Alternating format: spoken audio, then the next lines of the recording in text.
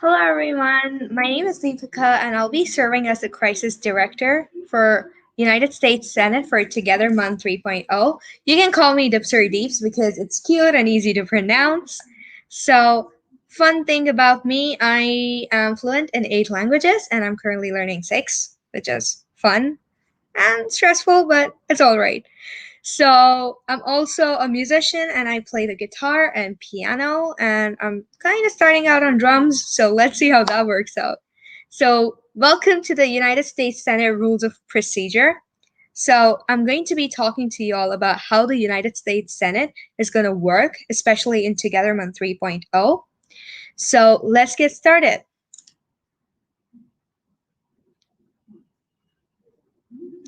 So there are 3 basic things that we'll be covering. We'll be covering the quorum and thresholds. We'll be covering the flow of debate, and we'll be covering what are filibusters. Moving on to the next slide, please.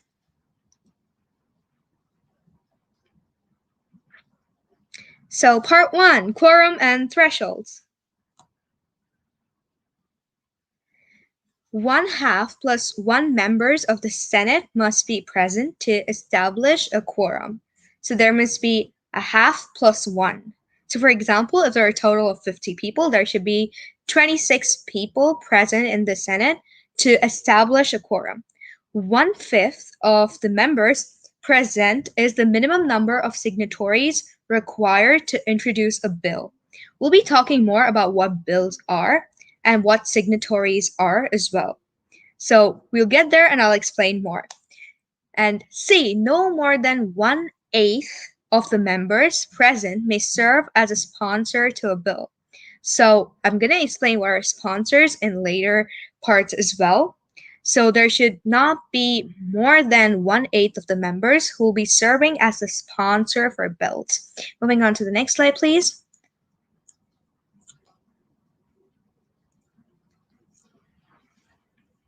Part 2, flow of debate. This is the fun part. Moving on to the next slide, please.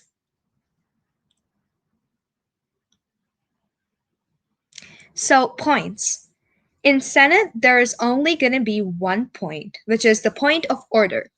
So, a point of order should be used to address misuse of the rules, discomfort of any delegate, and any inquiries regarding the overall rules of procedure. So basically, for example, these are all like the rules in the Senate. You should be respectful. You should be always following how the overall flow of debate must be going. So in case there's a misuse of any of these rules, maybe one of the senators is using their power and which is actually wrong. So then that at that moment you can raise a point of order. So the point of order may not be used for a fact check to another delegate. So in case there's any factual inaccuracy in another delegate's speech, this point of order may not be used. And no other points will be entertained in the Senate. So it's just going to be the point of order, which is for misuse of rules, if any delegate is feeling uncomfortable, and any inquiry regarding the rules of procedure. Moving on to the next slide, please. So we come to the speakers list.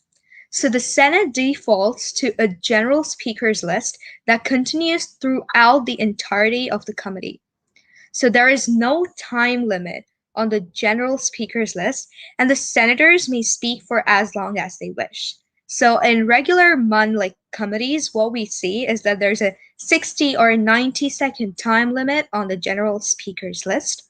But here, there is no like time limit, and the senators, you all may speak for as long as you want.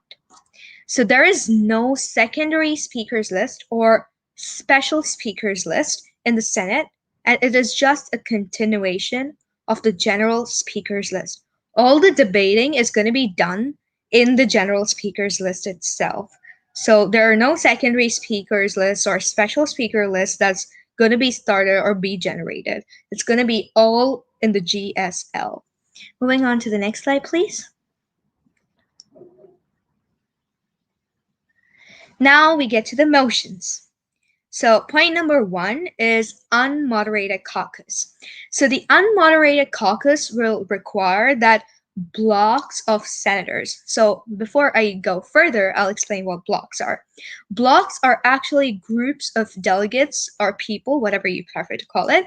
So they're groups of people who share a like mindset or have like a similar ideology about a particular issue and can draft a very good resolution or good solutions for the issue given in the agenda. So the unmoderated caucus will require that blocks of senators drafting bills enter the breakout rooms, which is a Zoom feature we are all well versed with most probably. So to discuss and write each of the bills. So you're going to be divided into blocks, and these breakout rooms or these like block rooms may be set for each caucus. So there can be like a 2-minute unmod for like each caucus, and you all will get to go there. So you can also motion for a longer one based on how the committee is actually going throughout. The second one is the party caucus. So the party caucus may be called to allow individual parties to meet in one group. In the Senate, we know that there are two basically parties, Democrats and Republicans.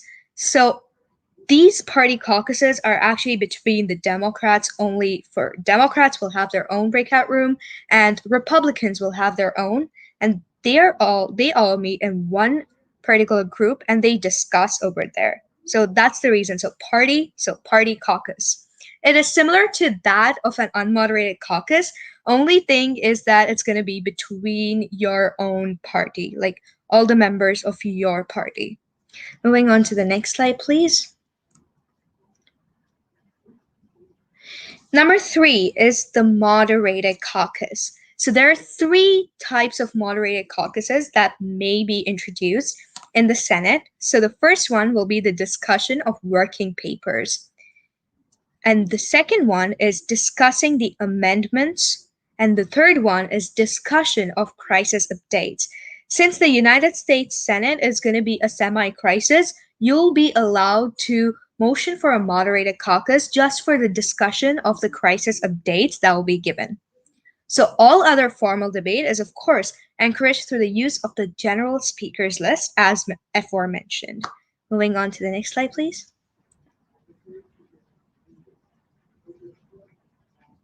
Now we're going to talk about bills.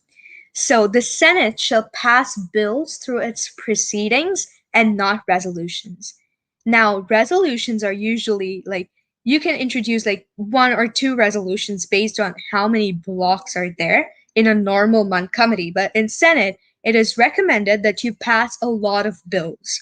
What are bills? Bills are not resolutions. They're similar to that of resolution, but it's a more document which is like when it's like released. So it can be released at any point of time, though we'd encourage it after like the first crisis update. That's when we prefer the bills to start rolling in. So these bills are where you're going to put in solutions or what you think in general and what should be implemented in the country at that point of time or at that particular moment.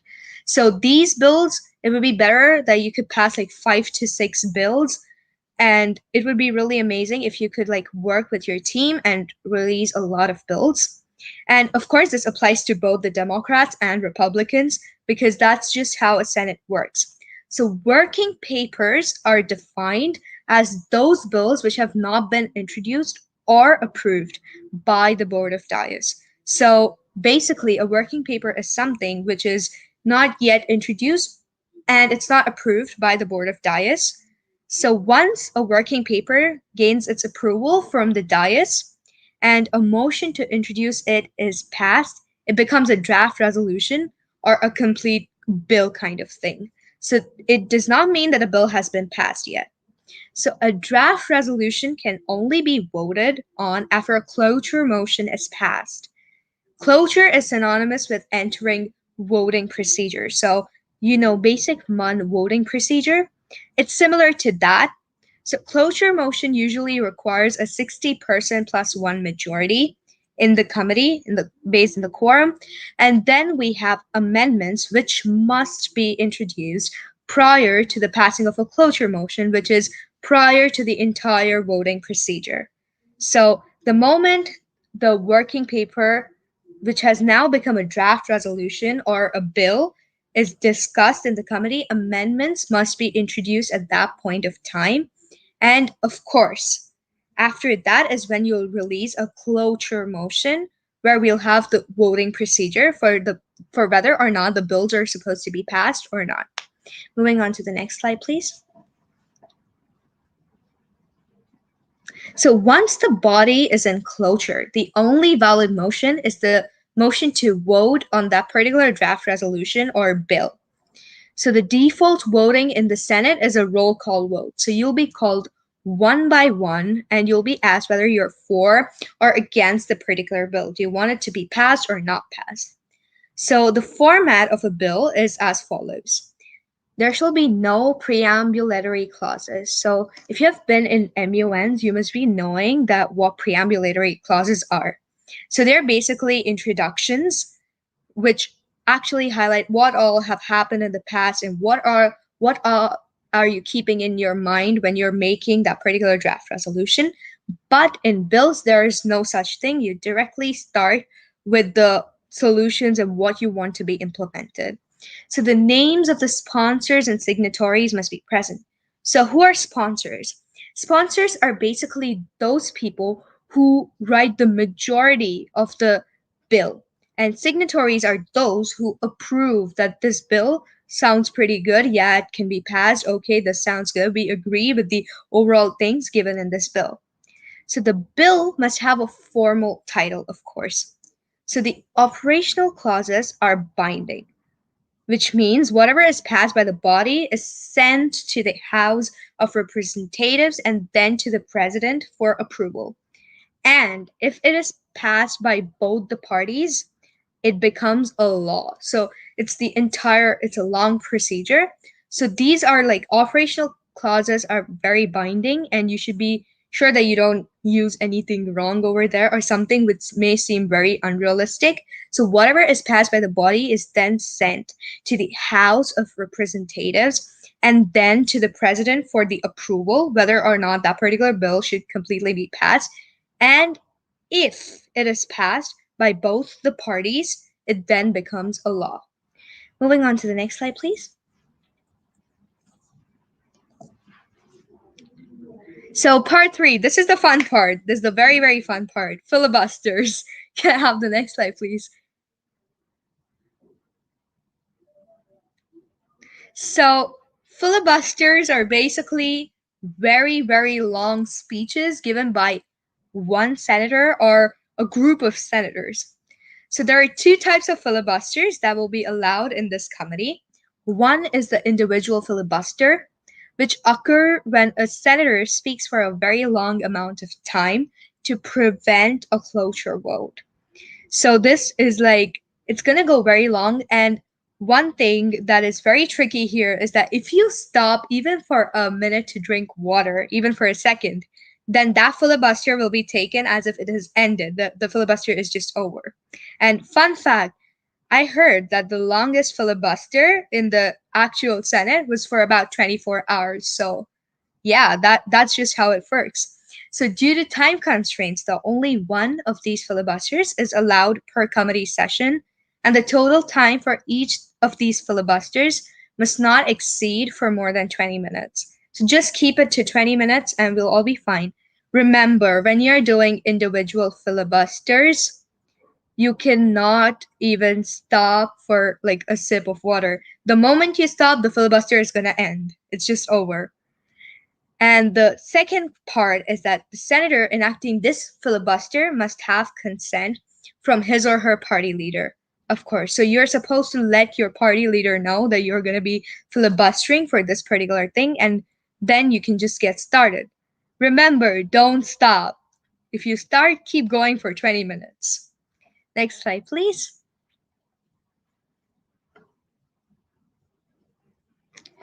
So, tracking filibusters, these occur when a group of senators that agree to vote no on any cloture motion. So, if this happens, there's two options that can happen. Either the debate will continue until the cloture motion passes, or the Senate majority and minority leaders both agree to table the agenda item to debate other topics in the spirit of productivity. So it's up to you all whether you want to actually continue debating on that until a cloture motion passes, or you can just table the agenda item to debate on other topics to be more productive in the committee and discuss more aspects of the issues highlighted in the agenda. So, how do you end filibusters? There's only one way that you can end filibusters, and that is you need, in case it's an individual filibuster, well, you cannot exactly end tracking filibusters. For individual filibusters, though, you can end them if you get all the people in your particular party. For example, I am a Democrat and I am filibustering, and you're a Republican and you're tired of hearing me speak for the past 5 minutes. So, what you need to do is you need to convince all your party members, as in all the Republicans, to vote to remove or to end the particular filibuster. Only then can stop speaking, or else I'll have to keep going and you'll have to keep listening. So until we get a full party like majority kind of thing where they're like, okay, this filibuster needs to end, that's how you can just stop me from talking, stop me from filibustering. And also, filibusters should be relevant to the agenda item. Like whatever is there in the agenda, it should be relevant to that for individual. You can't talk about parks in United States. Okay, you can't do that. You have to talk about the agenda issue. So that's just how filibustering works. Can you have the next slide, please? So, an important note, so no advantage will be given to party leadership or whips solely as a result of their position in the Senate, just to maintain the entire equality thing. And the second part, which is one of the most important parts, please remember this. The freeze date of this committee is October 8th, 1998. So, any developments in regards to this particular agenda after October 8th, 1998 are irrelevant and will be dilatory. So that is it for the United States Senate Rules of Procedure. We'll now be going for a Q&A session. Feel free to ask all your questions and I'll be more than happy to answer them.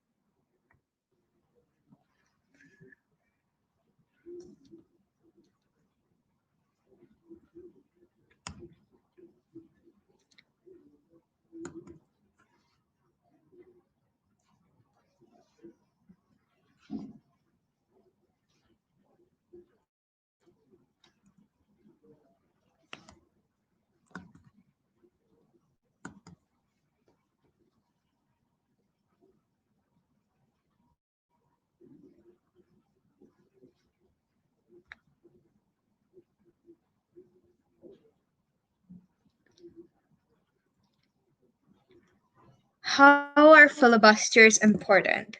Okay, so filibusters are important because, first off, they actually kind of stop the entire procedure and bring a lot of chaos in the committee. So filibusters are usually like when you don't want a particular thing to pass or a particular resolution to like bill to pass, and you just have a lot of arguments and you want to put in your thoughts. Filibusters are the way to do it. So that's why filibusters are important. They help you put your opinion. Okay? Next is that filibusters are actually pretty fun in the comedy. So they are like really, really, really fun. And the moment you bring them, it's like a complete chaos in the comedy, and everybody wants you to be quiet and be like, let's just get over with this. But it does not work like that. So, is it a thing? Yeah, it is a thing in the actual Senate too. Like, if you Google, like, what is the longest time someone has filibustered in the US Senate, you'll know it.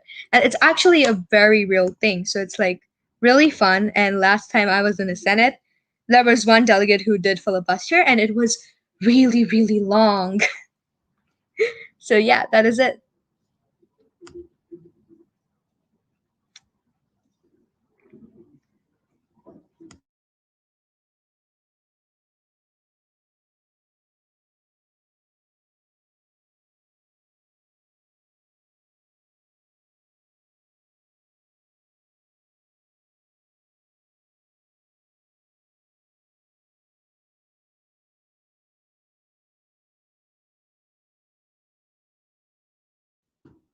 Okay, I'm so scared. It's my first time, so any first time tip for Senate? Well, just be confident. Like for Senate, in the beginning, you may seem really like scared as to how you're supposed to speak.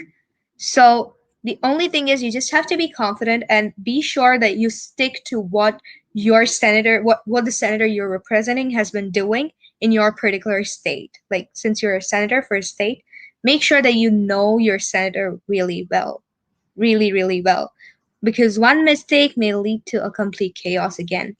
So just know what you're actually whom you're actually representing and how everything is going to work, and then that is it.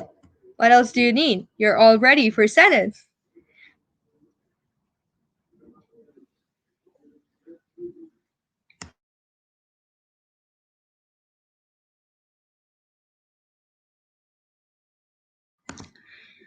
Can we use personal pronouns or the conventional thing? So here you may use any like personal pronoun. You may refer to yourself as I, but when you're referring to other senators, you may, for example, if there is Mitch McConnell, you're supposed to refer to him as Senator McConnell. You cannot call him Senator Mitch. Or, yeah, you just cannot call him Mitch. So make sure that you address the other senators as Senator so and so. Use their last name, that would be more preferred. Or you can just say their full name, as in Senator Mitch McConnell or Senator Patty Murray or just Senator Murray. That would be totally fine. That's just how it works. And for yourself, though, you're free to use your own self. Like, I have been doing so and so in my particular state. I am willing to put in this much. I am going to do this. But when you're referring to another senator, just say Senator McConnell, Senator this, or Senator that. It's up to you. So, what's a party caucus and what do we do in it?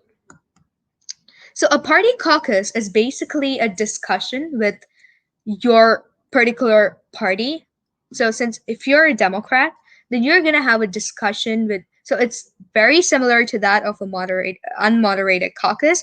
So it's like in an unmoderated caucus, you just discuss with a lot of people. Like you can have it with the entire committee, but for a party caucus, it is only a discussion between your particular party. For example, if you're a Democrat, you'll have discussions with all your other fellow Democrats, or if you're a Republican, you're going to have discussions with all your other fellow Republicans.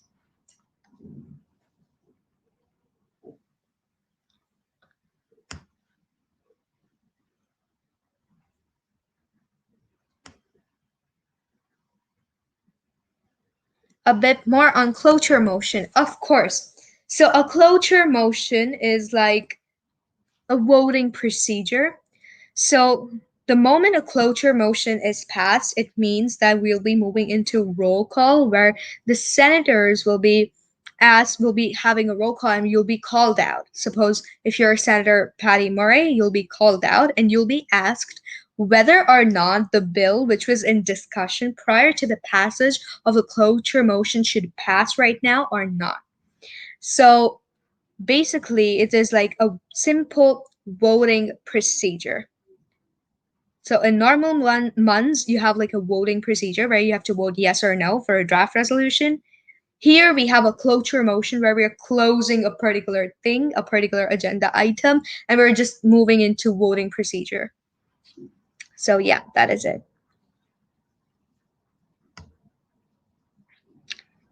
Well, I suppose we can end for today. So in case you have any more questions, feel free to email togethermun@gmail.com. and we'll be really happy to answer them. Have an awesome time in the Senate delegates, and I hope that you have the most wonderful experience. Thank you for coming.